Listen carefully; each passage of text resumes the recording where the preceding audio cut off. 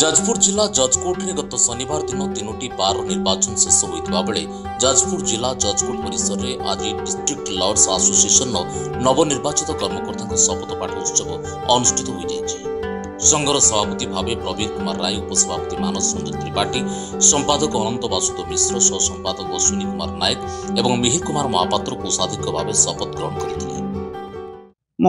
अनंत Vasudev Mishra, secretary district lawyers association Jajpur. तो चलित यही निर्वाचन रे बार तरफ सेक्रेटरी भाव में पुनर्बार ये जो मनोनीत फेर शपथ ग्रहण उत्सव रे आम विभिन्न शपथ ग्रहण उत्सव रे आमर जो डिस्ट्रिक्ट लॉयर्स एसोसिएशन जहाँ किसी आमर जो ये जो वकिल जाजपुर जो समस्या अच्छी आमर मुख्य समस्या विजिलेंस कोर्ट नुआ करी आमर जो प्रतिष्ठा आम रखीचु दाबी रखीचु वर्षर वकिल मानकर समस्या लाइब्रेरी आम दाबी करिछु। ट्रस्ट वकिल मानकर जो रिटायर्ड बेनिफिट स्कीम अन्य स्कीम बाबद में सरकार को अवगत करूँ bar council state bar council माध्यम से किसी अंश से करिसेंती।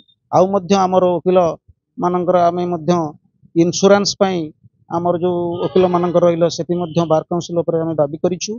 वकिल मानकर जो समस्या रही आम ए यथासंभव सरकार को आम निश्चित अवगत कराइबु। यह उत्सव में बहु मान्यगण्य व्यक्ति उपस्थित रही नवनिर्वाचित कर्मकर्ता को पुष्पगुच्छ दी स्वागत करते।